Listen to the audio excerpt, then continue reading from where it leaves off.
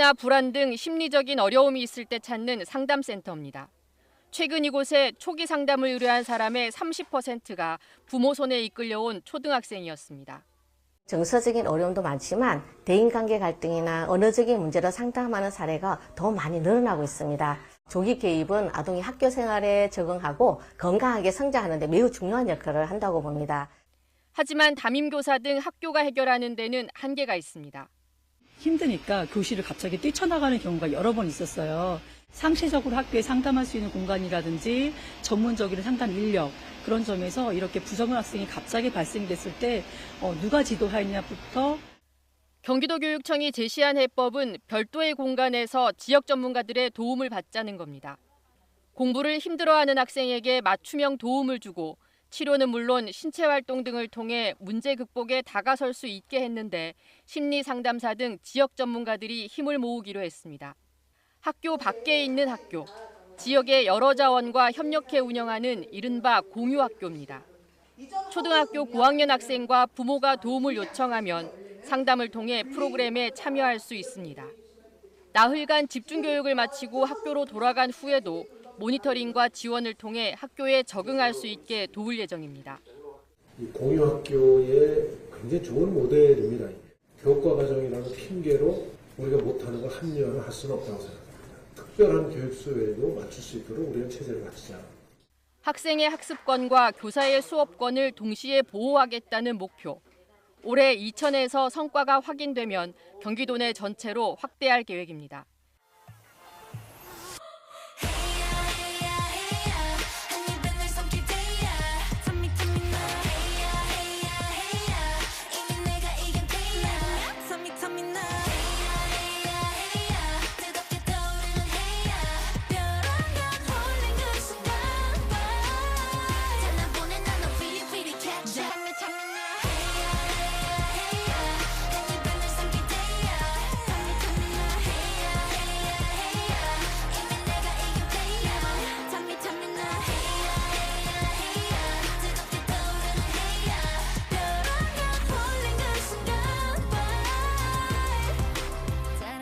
경기도교육청은 기존 저희들 정책의 기조가 첫 번째가 자율입니다. 두 번째가 이제 균형이고 세 번째는 미래입니다. 저희들이 이제 자율이라고 하는 것은 또 균형이라고 하는 것 그 두 개 다 같은 의미인데 이 다양성을 인정하고 나와 다른 것을 틀렸다고 안 하고 새로운 것으로 인식하는 사고입니다. 우린 널 믿어 의심치 않아. 너만의 살아가야 할 이유 그게 무엇이 됐든 후회 없이만 산다면 그것이 슈퍼스타. 괜찮아 잘 될 거야. 너에겐 눈부신 미래가 있어. 괜찮아 잘 될 거야. 우린 널 믿어 의심치 않아.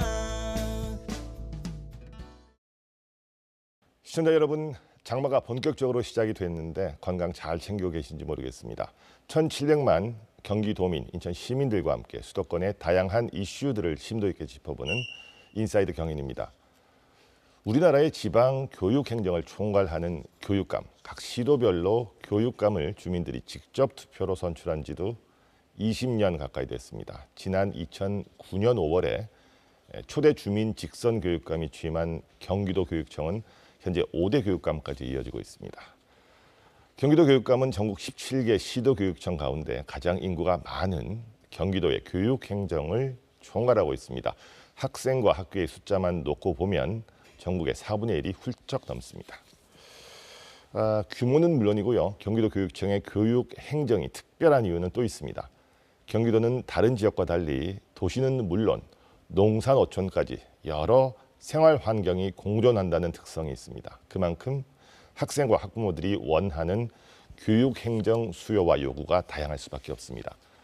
오늘 인사이드 경인은 이번 달 1일로 취임 2주년을 맞은 임태희 제5대 경기도 교육감과 함께 지난 2년간 경기교육이 걸어온 길을 짚어보고 앞으로 어떤 방향으로 교육 정책을 펼쳐나갈지에 대한 얘기를 나눠보도록 하겠습니다. 자, 교육관님 안녕하십니까? 네, 임태희입니다. 반갑습니다. 자, 이제 취임하시고 임기가 절반이 지났습니다. 네, 지난 2년 어떠셨어요? 참 빨리 지나갔습니다.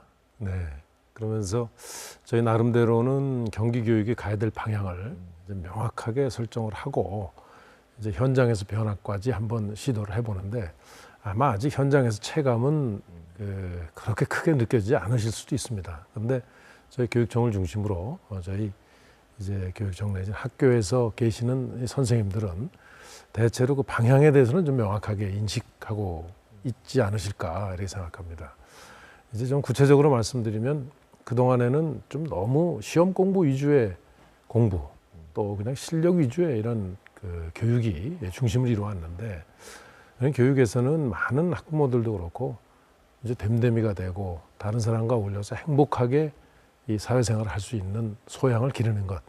그래서 저희 경기도는 이 목표로 하는 인재상을 인성과 그 역량을 겸비한 이런 미래형 인재를 이제 목표로 하고 있습니다. 그 점에 대해서는 굉장히 확산이 돼서 이제 인성교육에 대한 프로그램이 아주 다양하게 지금 실시되고 있고요. 두 번째로는 각 학교들이 너무나 이제 수동적으로 또 교육청에서 지시하고 당국에서 지시하고 하는 것들을 그냥 실행하는 이런 조직체였는데 저는 우리 경기 교육가족의 여러 정말 다양한 분야의 전문가들 또 최고의 선생님들이 현장에 계시기 때문에 그 선생님들이 당초에 목표로 세운 방향에 맞춰서 나름대로의 교육을 실시하면 저는 경기도 교육이 세계에서 저는 조금도 부족하지 않은 그런 최고의 교육을 실시할 수 있다고 봅니다. 그래서 이 자유를 기초적인 아주 저희들이 정책 기조로 삼으면서 학교의 자율 또 각 지역에 맞는 이런 교육 행정을 필 수 있도록 교육지원청의 자율, 경기도 교육청 본청도 이제 그런 체제로 맞춰서 이렇게 이제 개편을 해나가고 있고요.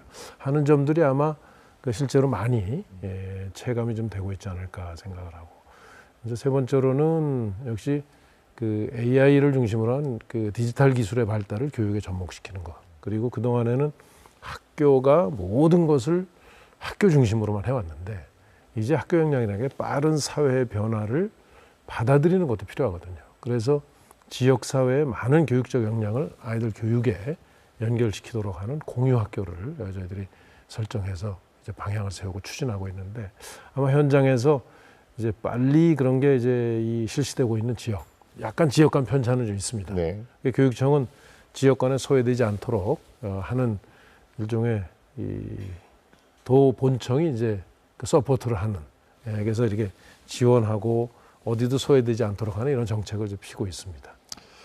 자, 최근에 이제 경기교육청을 떠들썩하게 했던 이슈가 있었습니다. 학교 구성원의 권리와 책임에 관한 조례안, 요 얘기인데 네. 이게 이제 기존에 있던 학생 인권 조례 네. 그리고 이제 교원의 교권과 교육활동 보호에 관한 조례, 네. 이른바 이제 교권 네. 보호 조례죠. 네. 그것을 이제 통합 보완한 것으로 이제 네. 알고 있습니다. 네. 자, 새로 만든 이 조례안 어떤 내용들을 담은 겁니까? 학교의 핵심적인 구성원은 이 교사 그리고 학생과 교사가 핵심적인 당사자인 건 맞습니다. 근데 그동안에 우리 학교 현장을 힘들게 했던 것은 학부모님들이 이제 부모에 대한 어떤 지극한 관심이죠. 그것이 원인이 되고 또 과거처럼 적당히 넘어가는 일이 없죠. 부모님들께서. 그래서 부모님들이 교육에 대한 관심을 가지면서 학교 일에 대해서 이제 이 부모님들이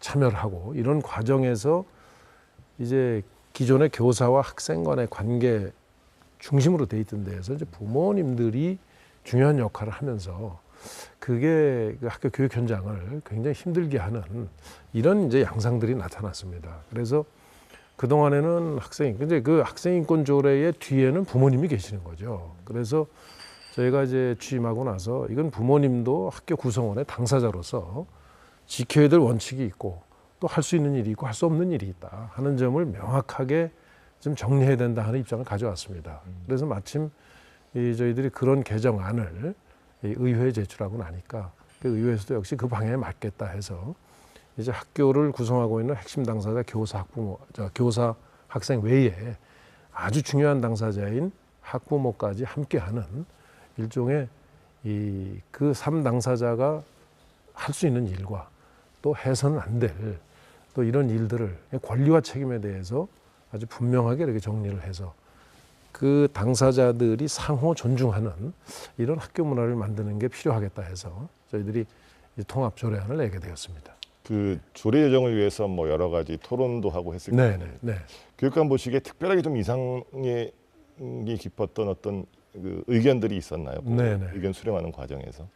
그 이제 우리 공청회 과정에서 어느 학생이 그 저희 교육청의 방향에 대해서 굉장히 공감을 해준 게 있었어요. 그리고 현장에서 이 악은 그 학부모도 이건 중요한 당사자고 또 학부모가 어떤 원칙을 지킬 때 학교의 교권도 보호가 되고 학생들의 경우에도 또 올바른 교육을 받을 수 있고 또 학생들의 권리도 보장된다 하는 측면에서의 많은 그 공감대가 형성됐다고 보았습니다. 다만 이제 그 과정에서 이제 법혁신상의 여러 그 법 제정 기술상 새 조례가 생기면 기존 조례는 통폐합이 되니까 페이지 형식을 밟는데 이제 거기서 좀 아마 일부 오해가 좀 있지 않을까 지금 생각하고 있습니다. 그러니까요. 예. 이제 아무래도 이제 조례는 또 예. 도의회 또 승인을 받아야 되는 거니까. 그렇습니다. 네. 여러 가지 논의들이 많았고 논란도 그렇죠. 많았던 것 같아요. 네. 특히 이제 이 학생 인권과 교권 이게 네. 공존이 가능한가 여러 가지 논란이 많았습니다. 교육감은 께서는 어떻게 생각하세요? 그러니까 학생 인권 조례 때문에 저는 교권이 망가졌다 이렇게 직결된다고 보지 않습니다. 왜 그러냐면 학생과 교사와의 관계는 어쨌든 과거와 시대가 달라서 선생님들도 이제 학생들 존중합니다. 예, 그리고 학생들의 경우에도 많은 경우는 이제 선생님들을 따르고 존경하죠. 다만 이제 그 과정에서 학생이 예를 들면 교사로부터 그 어떤 이제 이 조치나 어떤 그 본인이 좀 이 뭐라 그럴까요? 정상적이지 않다고 느꼈을 때 이제 그게 이제 부모님들이 관여하게 되시면서 이제 부모와 학생 또 학생과 이제 이 교사와의 관계가 이제 껄끄러져 버린 거죠. 그런 문제들이 있어서 제가 보기에는 이제 이 문제는 저는 교육 현장의 현실을 아주 냉철하게 보면 저는 저희 교육청 입장이 맞다고 봅니다. 그래서 의회도 또 교원단체들도 이런 문제에 대해서 한번 냉철하게 보시면서 뭐 단순히 교권 조례가 뭐 훼손되고 뭐 학생인권 조례가 뭐 어떻게 더 위축되고 이런 문제가 아니고 학교의 구성원들이 모두 존중하고 존경받는 이런 정상적인 이런 그 교육적 관계가 되기 위해서는 어떻게 하는 게 바람직한가를 놓고 저는 정말 교육청하고 열린 토론을 하기를 희망합니다. 그래서 요청도 했고요. 자, 이제 이렇게 여러 가지 이제 논의, 토의 과정을 거쳐서 학교 구성원, 그러니까 이제 학생, 학부모, 그렇죠. 교사 모두를 합친 학교 구성원의 권리와 책임에 관한 조례 안을 만드셨는데 아쉽게도 이제 도의회에서는 상정 자체가 부활이 됐습니다. 뭐 많이 아쉬우시겠습니다. 그 뭐 저도 국회의원 생활을 해봤기 때문에 이 정치 분야는 뭐 당론도 있고 또 많은 이해관계자 집단들의 이제 요구가 있을 때는 또 잠시 이렇게 쉬어가기도 하는 거를 잘 알고 있습니다. 그래서 그럴 수 있다고 보는데 다만 이제 그것이 구체적인 내용을 가지고 만약에 그렇게 한다고 하면 그거는 굉장히 뭐 토론의 여지도 있고 아주 건강한 건데 예를 들면 이제 좀 구체적인 내용이 아니고 어떤 그 상징 때문에 그렇다든가 하면 상징은 저희가 정치가 주로 이제 상징을 강조하죠. 그렇다고 하면 이 문제는 저는 교육의 문제는 이 학생과 좀 학교 현장을 보면서 가장 좋은 방향으로 풀겠다는 생각을 가지면 합의하지 못할 전 사안이 없다고 봅니다. 그래서 그 점에 대해서는 조금 시간을 가지고도 대화를 하면 접점이 마련되지 않을까 하는 저는 희망을 가지고 계속 노력하고 있습니다. 교사들 생각도 좀 중요한 것 같아요. 근데 이제 일부 교원들 같은 경우는 이번에 새롭게 제정하려던 그 조례 두고 이거 교권 보호 조례 폐지하는 거 아니냐 이런 주장도 했던 것 같습니다. 교사들 생각은 어떤 것 같아요? 그래서 제가 이제 일부 교원 단체에서 그런 얘기가 나와서 근데 특이한 것은 교사를 포함해서 14,000여 명의 그 여론조사를 이건 굉장히 큰 여론조사거든요. 그 조사했을 때는 이것은 그 바람직하다 하고 60% 이상의 지지도가 나왔었어요. 예, 그래서 제가 이제 그 교원 단체에도 이제 지금 그 사회자님 말씀하시는 교권에 대한 위축을 우려하는 그 단체에다가도 학부모에 대한 이 어떤 그 원칙을 정하지 않고 교권이 보호받을 수 있는가 진심으로. 그건 뭐 그 일부 학부모들 때문에 되게 이제 힘든 일이 발생하니까. 그래서 그 점들에 대해서는 저는 좀 더 이게 이 내용에 대한 서로의 진심을 그 알아가는 과정이 좀 있었으면 하고 생각하고 있습니다. 뭐 그래도 아직 조례 제정이 네. 무산됐다고 보기는 어렵습니다. 네네. 이제 향후 도의회 일정에 따라서 뭐 다시 상정을 추진할 수도 있고요. 자, 앞으로 이거 어떻게 대응하고 돌파해 나갈 계획이십니까? 그래서 제가 그 의회의 그 해당 상임위원회 이거는 의회가 주도하는 토론회를 한번 열어달라. 예, 그러면 교육청도 하나의 당사자로 가서 토론에 참여를 하고 또 그 학생인권조례 이번 개정에 대해서 좀 반대 의견 내는 사람들도 나와서 얘기를 하고 이렇게 해서 형식에 대한 토의인지 내용에 대한 토의인지 아니면 상징에 대한 문제인지 그 충분히 많은 그 이런 관중들이 보는 앞에서 우리가 열린 토론하자. 좀 피하지 않습니다. 혹시 기회가 되면 방송 토론 같은 거 하면 좋겠어요. 예. 알겠습니다. 네. 자, 이번에는요, 좀 다른 얘기 좀 해보죠. 그 앞서 이제 그 전반기 2년 동안 네네. 입시 위주 교육에서 좀 벗어나서 네네. 좀 다양한 교육들을 좀 해보자는 교육 정책의 방향에 대해서 네네. 이해를 좀 확산시키는 그렇습니다. 그런 시기였다고 말씀하셨는데 네네. 그런 것들이 뭐 이게 아닌가 싶은데 네네. 자, 임교육감께서는 이제 추진과 동시에 중점적으로 추진하고 계신 경기교육 정책 중에 하나가 이게 공유학교라는 게 있어요. 네네. 네. 이 말로만 들어서는 선뜻 어떤 개념인지 잘 안 들어옵니다. 이거 어떤 겁니까? 네, 이제 지금까지 우리 모든 교육 정책은 학교만 중심으로 해서 교육이 실시됐습니다. 공교육, 소위 공교육이. 그럼 공교육 범위는 학교 안에 머물렀기 때문에 학교 안에는 교사들도 예를 들면 교육할 수 있는 역량에 여러 가지 다양하게 사회가 변하는데 그걸 교사들이 다 흡수할 수가 없거든요. 그렇기 때문에 한계가 있고 또 학생들의 경우에는 여러 가지 뭐 디지털 기술이나 이런 그 인터넷 공간을 통해서 굉장히 변화하는 정말 상상할 수 없는 정도로 다양한 분야에 그 관심을 갖게 됩니다. 그러면 학교라고 하는 공교육, 기존의 공교육 체계에서는 그 학생들에 대해서 사실은 개별적 학생들의 요구를 맞추기에는 너무나 다양하고 또 학생들 간의 편차도 커서 어느 경우에는 뭐 학생들한테 맞추지만 학교 공부가 너무 시시한 사람도 있고 또 너무 어려운 경우도 있고 너무나 이게 차이가 나거든요. 그래서 학교가 모든 걸 다 감당하지 않고 지금은 학교에서 안 하는 건 전부 사교육으로 가고 있습니다. 그렇죠. 네, 사교육으로. 그래서 공교육 비중보다 사교육 비중이 사실은 학생들한테는 더 중요하고 이런 지금 현상이 생기고 있거든요. 공교육의 위축 현상이 생기거든요. 그래서 공교육의 영역을 기존의 학교에서 학교 밖으로 나가서 하고 있는 교육을 공교육에서 흡수하자. 그럼 그 공교육을 어떻게 흡수하느냐. 학교에 그 교육을 시키라고 하면 제일 좋지만 그렇게 할 수가 없기 때문에 나가는 거니까 학교 밖에 있는 지역사회 여러 교육 자원들, 공간도 있고 또 거기에 보면 이 교육적 역량을 가진 많은 분들이 지역 주민 중에 계시지 않습니까? 특히 경기도는 그렇죠. 그래서 그런 분들이 선생님들이 다 못하시는 그런 학생에게 필요한 교육 내용을 이제 좀 그 지역사회에서 학생에게 해주자. 거기 주관은 우리 학교는 교장, 교감, 행정실장께서 주도가 되지만 학교의 공유학교는 결국은 교육장이 중심이 돼서 그 지역사회의 지자체와 함께 운영하는 일종의 공교육 시스템입니다. 그것도. 그래서 저희가 학교에서 미처 하지 못하는 걸 밖에서 할 때 그 선생님께서 인정하는 범위 내에서는 밖에서 수업을 받아도 수업으로 인정을 해주는 그야말로 공교육의 실질적 확장이죠. 형식과 실질적 내용을 다 확장하는 거죠.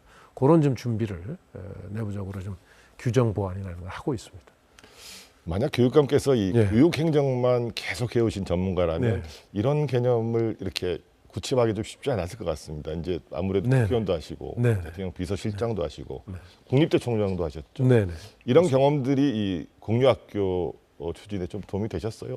어떠셨어요? 예, 그 굉장히 도움됐고 또 전임 그 교육감님 시절에도 예를 들면 지역사회의 그런 역량과 이렇게 연계하려고 하는 노력을 해온 건 사실입니다. 그러나 이게 공교육의 범위라고 하는 명확한 인식을 가져야 우리 이제 교육지원청이나 우리 교육청도 책임감을 가지고 거기에 대해 체계적인 교육이 이루어지거든요. 이제 그 면이 좀 달라졌다 볼 수 있고, 제가 이 생각을 하게 된 거는 사실 선진국들의 경우에는 대학이 있는 도시가 대체로 보면은 이제 이런 교육 여건이 좋기 때문에 지역사회 초중고등학교 학생들이 그 대학의 교육적 역량을 접할 기회가 좀 많습니다.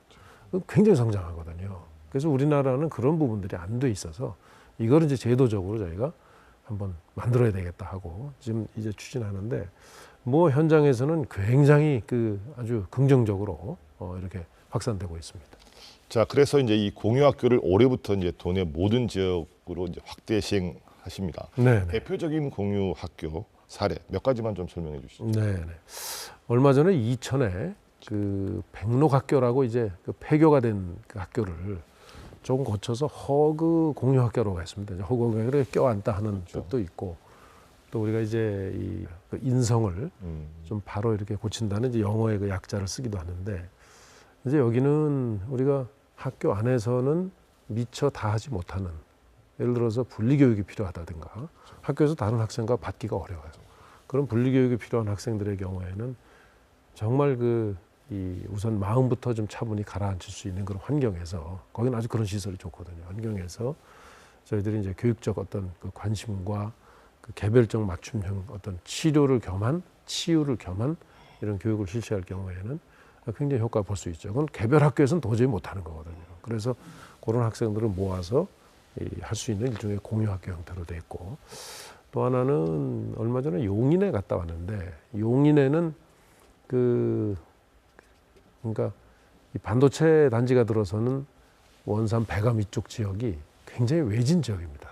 그래서 이 단위 학교 하나하나에서는 학생들은 관심이 있지만 학교 하나만으로는 그 선생님이 거기 찾아가서 할 수도 없으니까 그 지역의 택시들이, 그것도 공유 택시들이 이제 영업 형식으로 학생들을 학교에 모아줍니다. 이제 일과 후에. 그러면 학생들이 모이니까 이 학교 저 학교에서는 7학교의 학생들이 배감초등학교에 모여요. 그래가지고 뭐 오케스트라도 배우고, 그다음에 거기서 뭐 여러 가지 단체 활동들을 해서, 제가 한번 직접 가가지고 뭐가 좋으냐 그랬더니 학생들끼리 여기 와서 다른 학교 학생들하고 어울리니까 좋아요 그래요. 그거는 교육적으로도 굉장히 중요한 사안입니다. 그래서 그 일종의 거점지에 거기 오면 자기네 학교에서는 자기 반이 10명이 내지만 거기 오면 30명, 40명 모여가지고 하니까 너무 좋아하는 거예요. 예, 그래서 그런 공유학교. 또 예를 들면 성남 같은 경우에도 이제 그 공유학교의 그런 형태를 지역에서 아주 해서, 제가 어제도 어떤 그 지역 주민을 만났더니 자기 공유학교에 자기 애가 갔는데 리듬 체조를 배운답니다. 근데 너무 좋다고. 그래서 그거 중단하는 거 아니죠. 저한테 그러고 이제 이 문의를 하세요. 그리고 뭐 광주시 같은 데도 보면 그 오케스트라를 초중고등학교 학생들이 수준별로 모여가지고 하는 오케스트라 단이 있어요. 거긴 제가 그 효과를 물어보니까 우선 초중고등학생들이 같이 어울리니까 저절로 인성교육도 되면서 아마 그거에 참여하는 학생들은 학교 폭력이나 이런데 제가 볼 땐 관여하는 일이 없을 걸로 이렇게 봅니다. 실제로 그 어느 학교는 전교생이 다 그 공유학교에서 오케스트라를 참여하는데 하여튼 학교 폭력 제로라고 그 지역에서 저한테 얘기를 해주군요. 예. 그런 내용들이 이제 대표적인 사례입니다. 그렇군요. 이제 방금 이천, 용인, 또 성남, 네. 광주 이런 네. 사례를 소개해 주셨습니다. 어쨌든 이 공유학교가 잘 정착되고 또 시행되려면은 또 그 공유학교가 위치한 지자체도 그렇고 네. 대학, 네. 다른 여러 기관들 네. 함께 만들어가야 될 부분이 많습니다. 그렇습니다. 네. 이분들은 반응이 어떠신 것 같아요? 제가 이제 이 사례에서 미처 말씀 못 드렸는데, 그 김포 지역에 가면 고촌 지역이라고 있어요. 고촌. 예, 고촌 지역에 어느 그 고촌 아트홀이라고 어느 교회라고 이름 붙이면 또 종교적 색채를 띌까봐 그냥 아트홀로 이름을 해서 그 지역에 5개 초등학교 학생들을 이제 이렇게 셔틀버스로 다 해가지고 방과 후에 거기 다 모이게 합니다.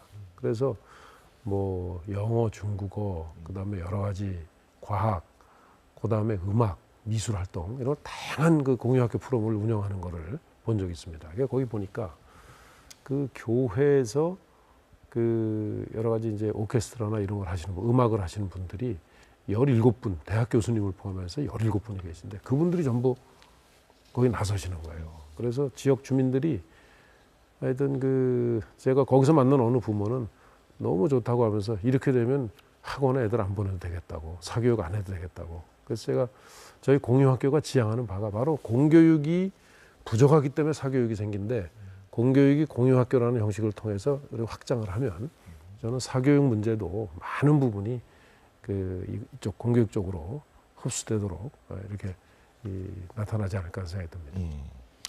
결국은 이제 지금의 공유학교 정책이나 또 앞서 말씀하신 네. 그 학생 구성원의 권리와 책임 같은 네네. 게 모두 사실은 어떻게 보면 일관된 게 어떻게 보면 올바른 인성 그렇습니다. 네. 요거로 모아지는 것 같습니다. 네네.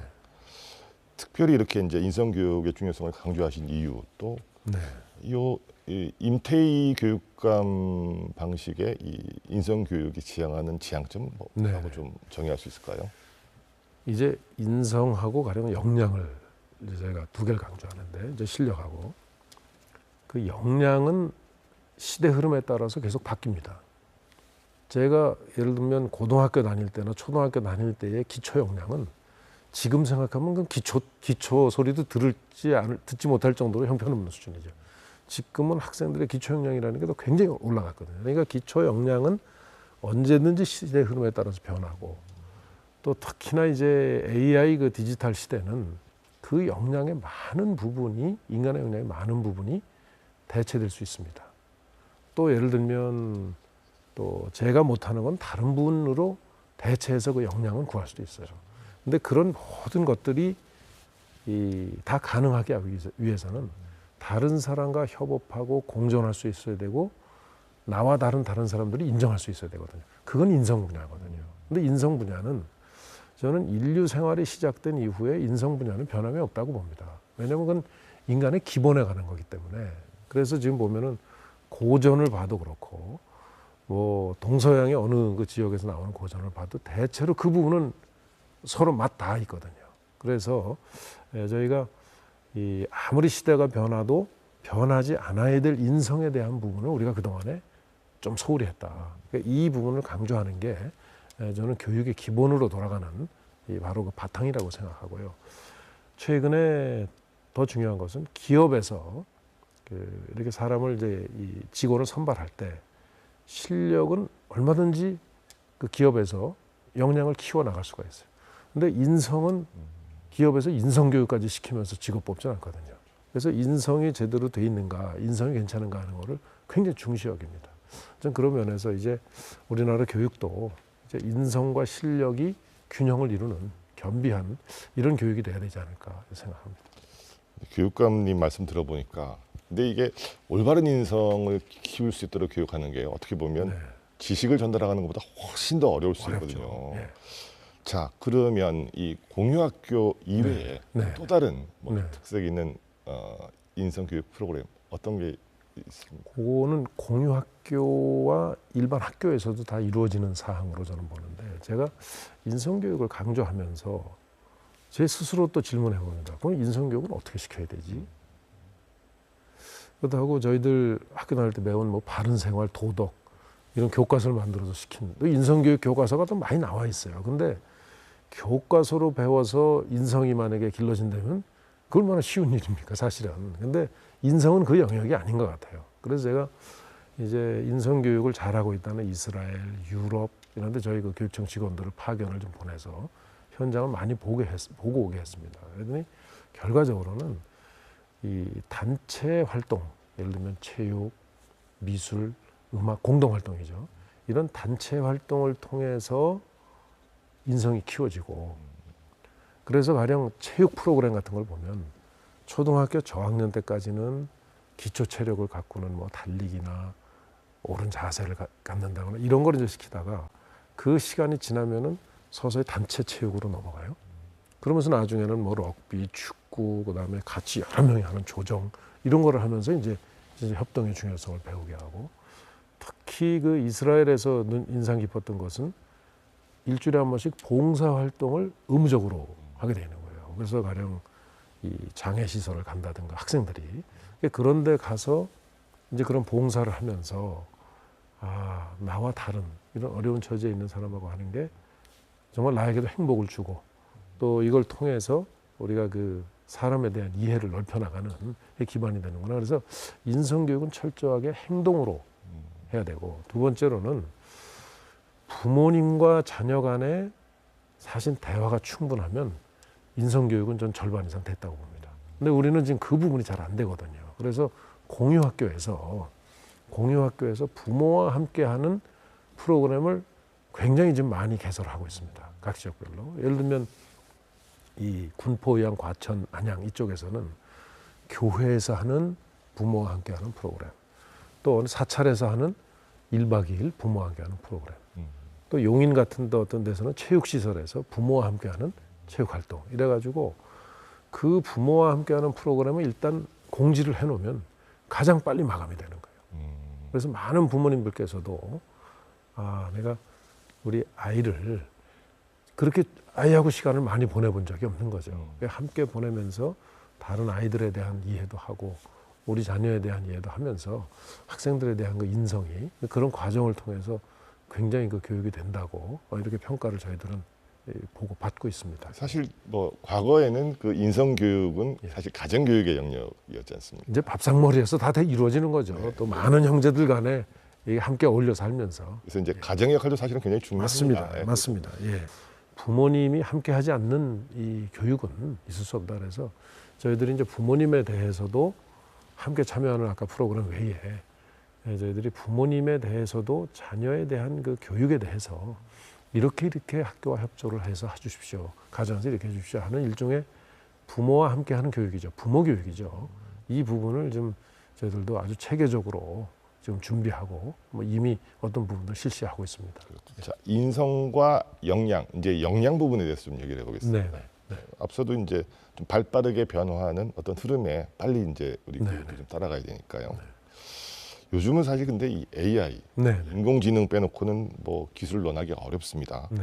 경기도도 굉장히 발빠르게 AI를 통한 교육 체계 구축에 좀 나서고 있다고 들었어요. AI를 활용한 교육이 필요한 어떤 이유부터 먼저 좀 얘기를 해주십시오. 첫째는 우선 학교의 교실에 가보면 선생님이 그 과거식으로 일방적으로 강의를 하시면서 학생들에게 교육을 하는 이 일종의 수업의 모습은 제가 볼 때는 학생들에게는 이제 더 이상 관심과 참여를 이끌어내기가 어렵습니다.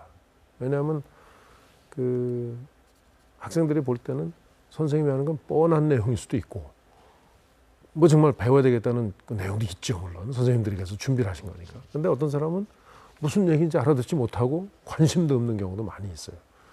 그래서 이 학교의 이 상황을 어떻게 이걸 극복할 것인가. 그러다고 선생님께서 학생 한 사람 한 사람을 다 할 수도 없고 해서 이거야말로 그 우리가 교육의 표준에 대해서는 우리가 기존에 나와 있는 어떤 교육의 어떤 그 콘텐츠에 대해서는 AI한테 학습시키면 AI가 할 수 있거든요.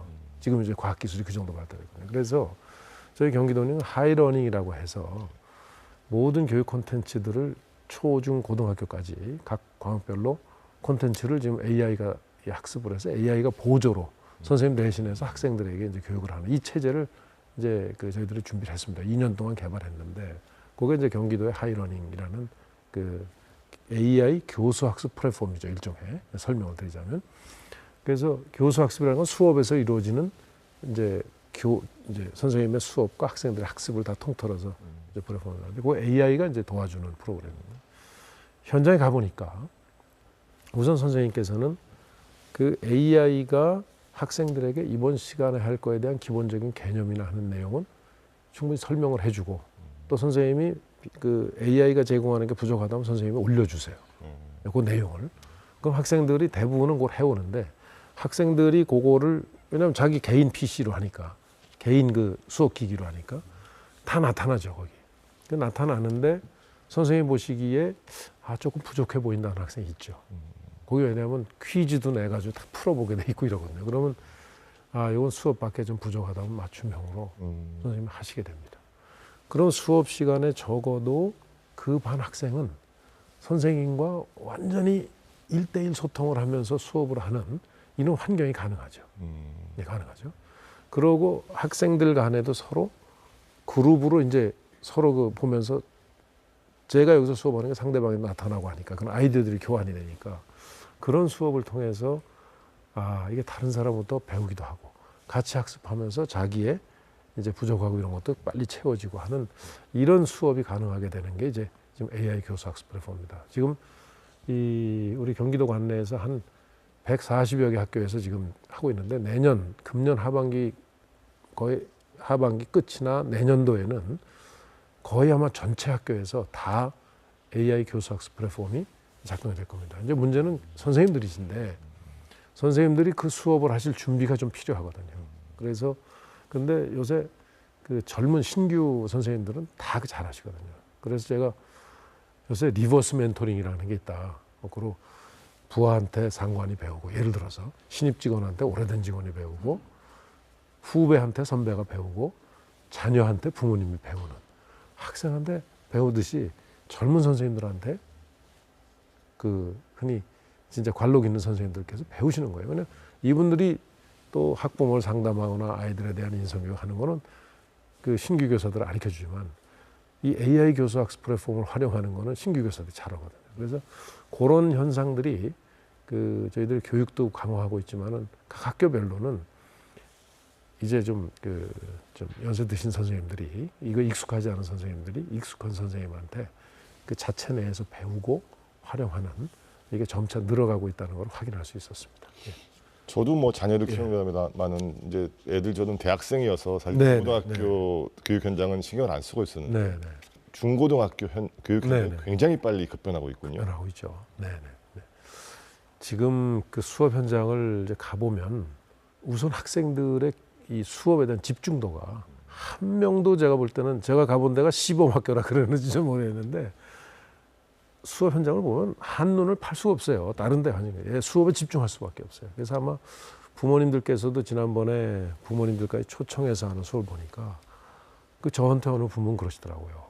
아우, 우리 애가 이렇게 집중해서 공부하니까 정말 다시 보인다. 그게 참 좋은 것 같다고 이런 얘기를 저한테 들려주시더라고요. 그래서 아마 경기도가 적어도 이 부분에 대해서는 전국에서 가장 앞서 나갈 겁니다. 예, 그래서 내년도에 지금 교육부에서 디지털 교과서를 디지털화하는 디지털 교과서가 나올 예정이거든요.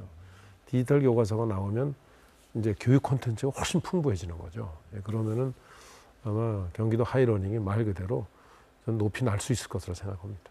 이 하이러닝은 아무래도 네. 좀 한 살이 더 어린 나이 때부터 이렇게 하는 게 좀 필요하다면 초등학교 애들한테 좀 더 역량을 집중해야 되는 겁니다. 초등학교 어떻습니까? 때가 효과가 크죠. 예, 그래서 지금 우선 초등학교 2학년까지는 1인 1 그 학습 기기를 나눠주지 않습니다. 왜 그러냐면 조금 초등학교 2학년 때까지는 뭐 그런 기기를 활용하거나 하는 것보다는 진짜 이 놀이를 통해서 협동하는 거 배우고 자세 올바른 자세도 배우고 해서 이제 올바른 그 인격체로 형성하기 위한 기초 기본을 닦는 데 하고 또 여러 가지 혹시 분별력이 없을 때 또 여러 가지 위험 요소도 있거든요. 그래서 초등학교 이런까지 안 하고 초등학교 3학년부터 이제 합니다. 그러면은 초등학생들의 경우에는 이미 다 디지털 기기에 대한 네이티브적이죠. 활용자죠. 아주 거의 뭐 막힘없이 활용하니까 그 학생들부터 해서 또 선생님들께서 이제 그렇게 하시면은 중고등학교는 특히 이제 고등학교 같은 데는 주로 입시 준비의 공부를 아직은 많이 하죠. 수업이 많이 이루어져서 이제 그 부분에 대해서도 아마 많은 그 콘텐츠들이 제공이 될 텐데 하여튼 순서는 초등학교, 중학교, 고등학교 순서로 아마 그 가장 초등학교가 높고 많이 활용을 하고 중학교가 그 다음에 고등학교는 조금 이제 그 눈앞에 닥친 입시가 중요하기 때문에 거기에 맞춰서는 AI가 수업을 그렇게 쉽게 시켜주지 못할 거예요. 그렇군요. 예. 자, AI를 전공하는 인재를 키우는 것도 중요하지만 이 AI를 활용해서 우리 아이들을 잘 키우는 것도 지금 준비를 잘하고 이게 네, 성공한다면 정말 좋은 네, 효과를 거둘 네, 것으로 네, 네. 기대가 됩니다. 자, 그리고요. 올해 말에 경기도 교육청이 아주 큰 국제행사 네네. 개최한다고 들었습니다. 네. 어떤 행사인가요? 저희들이 이제 경기도 교육청이 추진해 오고 있는 여러 일들이 지금 UN 산하의 그 교육 이 어떤 기구인 유네스코가 굉장히 교육 그 미래를 위한 이 교육의 새로운 역할에 대해서 굉장히 고민을 하고 있습니다. 그래서 이 미래를 위한 새로운 이 계약 이렇게 해서 이제 그 책을 하나 낸 게 있는데 그게 일종의 이제 아주 큰 그 담론을 준비하고 있는 책이죠. 그래서 거기에 보면은 이제 미래 사회가 이렇게 변해갈 텐데 지금 교육은 그걸 따라가지 못하고 있으니까 그 교육은 어떻게 바뀌어야 되는가? 미래 사회에 맞춘 교육의 역할을 이제 그래서 우선 과학기술과의 역할, 그 일종의 이 교육에서의 과학기술과의 이제 그 활용 또 그거에 대한 역할. 두 번째는 역시 거기서도 학교는 워낙 사회가 빨리 변하니까 학교 자체가 그 사회 변화를 따라가는 건 정말 어렵거든요. 그러니까 지역사회에서 변화를 학교가 수용을 하면 되거든요. 그게 지역사회와의 연합. 그리고 이제 또 하나는 워낙 요새 지구 환경 문제가 중요하니까 이 환경과 관련한 여러 가지 교육의 역할. 이 세 가지가 굉장히 핵심적인 그 이제 일종의 방향이었습니다. 그래서 제가 그 자료를 보고 한국 유네스코 측에 이거는 우리 경기도하고도 굉장히 그 방향이 아주 거의 뭐 일치하고 있는데 한번 경기도가 지금 이런 걸 하고 있는데 그 유네스코는 기본 방향만 고민하고 있지만 우리 경기도는 현장에서 실제 그런 교육들이 이루어지고 있다. 실제로 바꿔나가고 있다. 그러니까 그런 걸 세계에 소개하는 기회를 한번 갖자. 그래서 제가 조금 뭐 여러 가지 그 꺼리는 측면들도 있어요. 실무적으로 워낙 힘들고 이게 제대로 될까 하는 데 대한 의심도 있어서 제가 부족한 대로 평가받는 거다. 유네스코는 아직까지 구체적인 건 우리 경기도만큼 현장에서는 지금 그 준비를 못 하고 있지 않냐. 그러니까 오히려 우리가 그렇게 소개하면서 우리 것도 평가받고 또 필요하다면 새로운 방향도 이렇게 힌트를 또 우리가 국제사회에서 받고 또 우리가 정말 좋다면 세계에 우리 거를 또 확산시키는 그런 양쪽의 효과가 있지 않느냐 해서 제가 그거는 그냥 밀고 나가고 있습니다. 네. 그래서 12월 2일부터 4일까지 수원에서 교육청이 있는 수원에서 그 행사를 하게 되어 있습니다. 세계에서 한 100여 개 훨씬 넘는 국가에서 참여를 할 텐데 이 한국 교육 그중에서 특히 경기도 교육이 세계에 이제 일종의 데뷔하는 저는 그런 계획이라고 생각합니다. 그렇습니다. 자, 그리고요 이제 올해 이제 본격적으로 시행한 여러 교육 정책들이 또 있어요. 이 늘봄학교가 있습니다. 늘봄학교. 예. 이제 초등학교에서 시행하던 어떻게 보면 기존의 방과후학교를 좀 확대 뭐 이런 기존의 돌봄 교실하고 방과후 교실을 합친 거죠. 예. 요거 이제 본격적으로 이제 시행을 하셨는데 지금 어떻게 평가를 하고 계십니까? 지금 늘봄학교는 굉장히 학부모들 입장에서는 아주 그 호응이 좋습니다. 그래서 제가 늘봄학교를 그 경기도의 경우에는 우리가 아까 말씀드린 공유학교의 형태로 상당한 그 늘봄학교를 운영하고 있습니다. 왜 그렇게 할 수밖에 없냐면 저희 경기도는 다른 지역과 다르게 새로 생기는 지역은 거의 과밀학교입니다. 학교에 공간이 없어요. 늘봄학교를 운영할 공간이 없기 때문에 가령 학교의 공간을 찾아서 밖으로 나오든지 그 학생들을 아니면 지역사회가 가지고 있는 어떤 시설을 거점으로 활용하든지 공유할 수밖에 없습니다. 그래서 저희는 늘봄학교야말로 저희가 추진하는 공유학교의 초등학교의 대표적인 모델을 늘봄학교라고 생각합니다.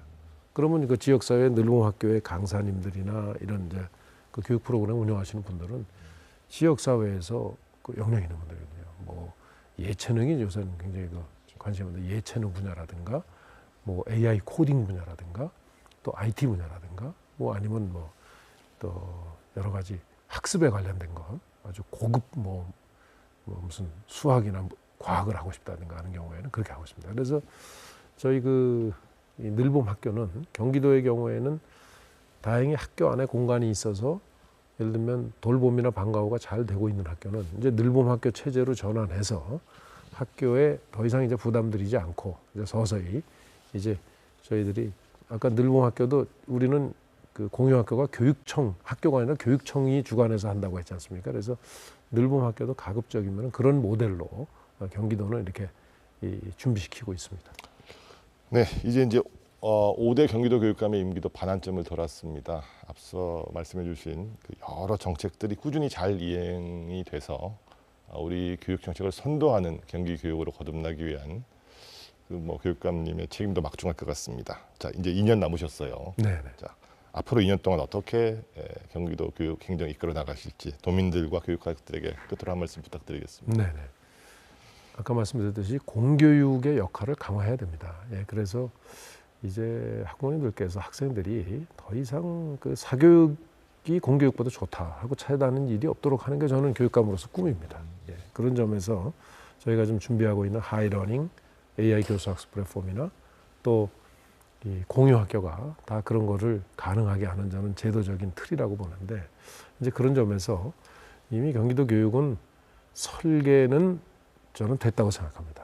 예, 그 설계를 새로 할 건 없고 그 설계에 맞춰서 이제 현장이 움직이도록 하는데 현재 그 도교육청이나 지역교육청이 이제 그 학교에 좀 더 자율성을 부여하고 그다음에 직접 우리 교육청이 해야 될 공유학교나 AI 교수학습 플랫폼에 대한 이 발전 어떤 이런 그 역할, 이 역할이 좀 아직은 조금 체계화되어 있지 않아서 이제 남은 2년 동안에 그 부분을 이제 구체화시키고 이제 이 그 체계적으로 정립을 해놓으면 경기도 교육은 이제 공교육의 그 영역이 굉장히 확대되면서 지금까지는 공교육이 해오지 못했던 여러 정말 못 봤던 공교육의 형태로 지금까지 봐오지 못했던 형태의 경기도 경교육이 저는 실시될 수 있다고 생각합니다. 이제 그런 점에서 앞으로는 계속 자율적 기조가 현장에 자리 잡도록 계속 그런 정책을 추진하고 그다음에 AI 교수학습 플랫폼이나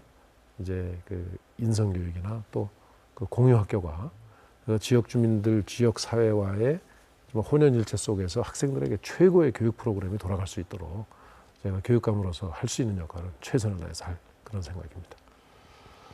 네, 교육은 백년지 대계라는 말이 있습니다. 미래 100년의 계획을 세워서 교육 정책을 마련해야 한다는 의미로 해석할 수 있을 것 같습니다. 우리나라에서 가장 학생 수가 많은 경기도의 교육 정책을 총괄하는 임태희 경기도 교육감 모시고 여러 말씀 들어봤습니다. 5대 주민직선 교육감의 임기가 이제 막 반환점을 둔 만큼 앞으로 임태희 교육감이 이끄는 경기교육이 어떤 성과를 내놓을지 주목이 됩니다. 오늘 인사이드 경위는 여기서 마무리하겠습니다. 시청해주신 여러분 고맙습니다.